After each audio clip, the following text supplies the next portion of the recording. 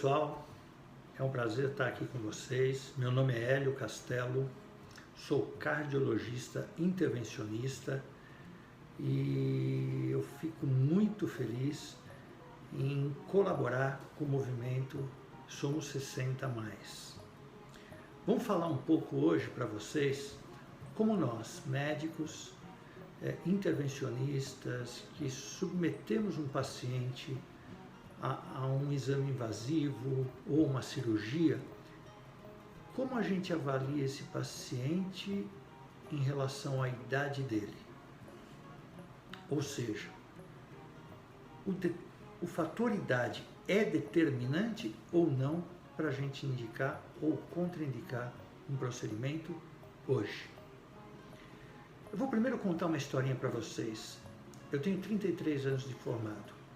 Lá no começo da minha vida, depois de formado, eu lembro que quando eu comecei a fazer cateterismo cardíaco, quando eu comecei a fazer cardiologia, isso em 1987, eu comecei a fazer cardiologia, me formei em 86, e nós tínhamos as discussões clínicas, e sempre o primeiro fator que a gente levava em consideração era a idade.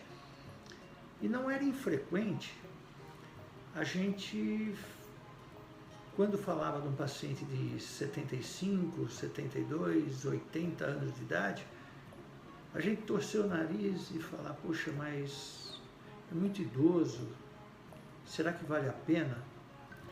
E não vale a pena do ponto de vista só, infelizmente muita gente pode pensar, vale a pena do ponto de vista financeiro, mas não é isso.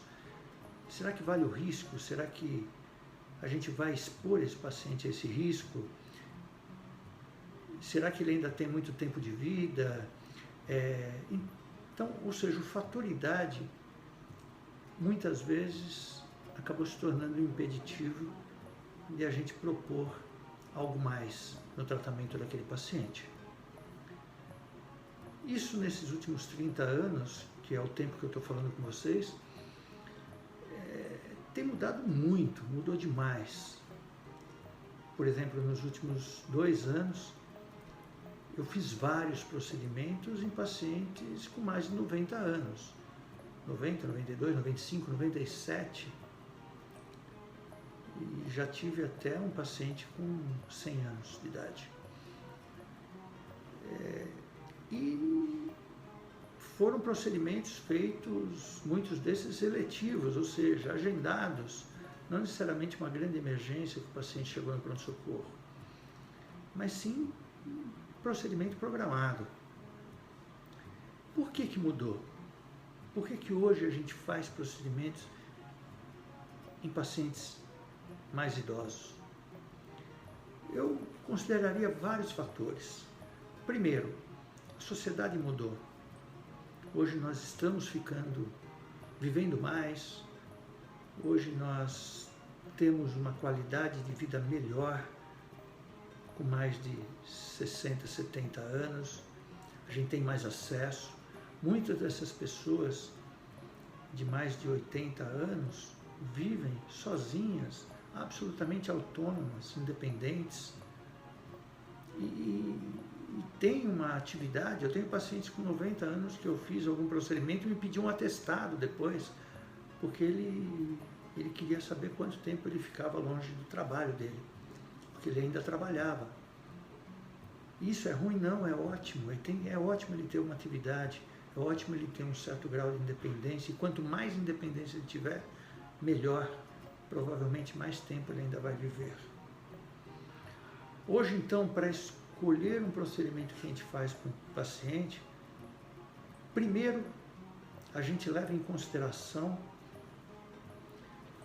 o status de saúde daquele paciente do ponto de vista estrutural. Ou seja, eu vou fazer um procedimento, vou fazer uma cirurgia, vou implantar um stent, enfim, eu vou invadir aquele paciente de alguma forma, eu preciso saber se a estrutura física dele suporta aquilo. Se eu não vou oferecer para ele mais risco do que benefício. Então, estruturalmente eu tenho que pensar nele. Ou seja, se ele tem alguma outra doença que eu possa piorar aquela outra doença quando eu fizer o procedimento nele. E aí eu trato uma coisa, mas piora a outra, acabo perdendo o paciente. Então eu, em hipótese alguma, eu posso ter a opção de abreviar a vida dele por causa do procedimento que eu vou fazer. Risco vai ter sempre, em qualquer idade, desde 1 ano até 100 anos, qualquer procedimento invasivo ou cirúrgico vai ter um certo risco, mas eu tenho que minimizar esse risco. Se estruturalmente, naquele momento, aquele paciente não pode submeter aquele procedimento e também não é emergência, mas é necessário, a segunda coisa que eu tenho que ver é se eu tenho condições de melhorá-lo estruturalmente, ou seja, compensar alguma outra doença crônica, melhorar o status clínicos dele, com hidratação, etc., deixar ele em condições para fazer aquele procedimento com segurança. Uma vez que, estruturalmente, aquele paciente tem condição de submeter aquele procedimento com risco calculado e dentro do aceitável, menor do que o benefício que ele vai ter, a segunda coisa muito importante é se ele realmente precisa daquele procedimento invasivo, daquela cirurgia. A pergunta que eu devo fazer para mim mesmo, e tenho que explicar isso para o paciente, para seus familiares ou amigos, é o que aconteceria com esse paciente em termos de qualidade de vida e de tempo de vida se eu não fizer nada. Ou seja, vamos operar aquela vesícula. E se não operar, vai mudar alguma coisa? Ele vai viver menos ou vai viver pior? Se a resposta é não, ele não vai viver menos, não vai viver pior, eu não devo operar. Se a resposta é sim, olha, ele vai viver menos ou a qualidade de vida dele vai piorar muito, então a indicação está feita. Então essa é mais a segunda coisa. A terceira coisa é se o paciente e o seu familiar entendeu bem qual o procedimento que ele vai submeter e se a esperança, a expectativa de vida dele é de pelo menos 1 ano. Ou seja, qualquer coisa que eu for fazer com ele, eu não vou abreviar essa vida e a vida dele, a expectativa que a gente tem é de pelo menos 1 ano com qualidade.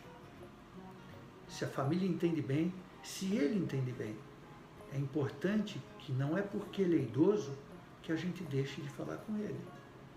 Se ele tem entendimento daquilo, se não existe nenhuma doença neurológica, psiquiátrica, enfim, nada que impeça o entendimento dele, e a maioria não tem, ele tem que saber o que vai ser feito com ele, os riscos e os benefícios que ele vai ter com aquele tratamento. E a quarta coisa, e olha, sinceramente, talvez seja o mais importante, é se ele quer. Se ele quer ser submetido àquele tratamento, depois de bem explicado, bem entendido, e o que ele espera da vida dele. Eu levo muito em consideração a expectativa de vida. Uma coisa é a expectativa de vida estatística, ou seja, eu, com 56 anos, qual a minha expectativa de vida? Quanto tempo, estatisticamente, eu vou viver? O outro é, eu, com 56 ou eu com 86 anos, o que eu espero da minha vida? Quais os desejos meus? Muitas vezes, o grande desejo de um paciente de 80, 90 anos é estar aqui, vivo, com qualidade, para ver a neta ou a bisneta se formar. E eu não tenho condições, eu não tenho direito de impedi-lo de satisfazer esse desejo. Então, isso é muito importante. A gente tem que levar em conta o ponto de vista estrutural, da estrutura do corpo dele, do organismo dele, se ele suporta aquilo.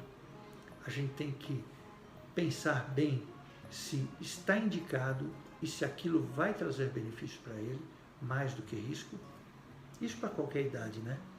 A gente tem que ver muito bem se ele entendeu e a família dele entendeu qual é o procedimento e o que isso acarreta, e dar condições para ele fazer e para ele se recuperar, e por fim conhecer bem o que ele espera, os desejos dele, e a gente tentar melhorar a vida dele para que ele viva mais e melhor e satisfaça seus desejos. Por isso, não se decide uma cirurgia ou um procedimento, seja qual for, sem conversar bem com a pessoa, com o paciente, em qualquer idade, e com as pessoas que ele ama, que ele chama de família ou de amigo, e que estão perto dele, respondendo também e ajudando-o a tomar a decisão. A decisão quanto à saúde dessa pessoa e ao futuro dela é uma decisão compartilhada entre nós médicos, ele paciente e eventualmente a família, as pessoas que ele desejar. A autonomia e a independência dele é fundamental nisso. Somos 60 a mais. Se Deus quiser, todos nós um dia seremos idosos. Um abraço e muito obrigado pela oportunidade.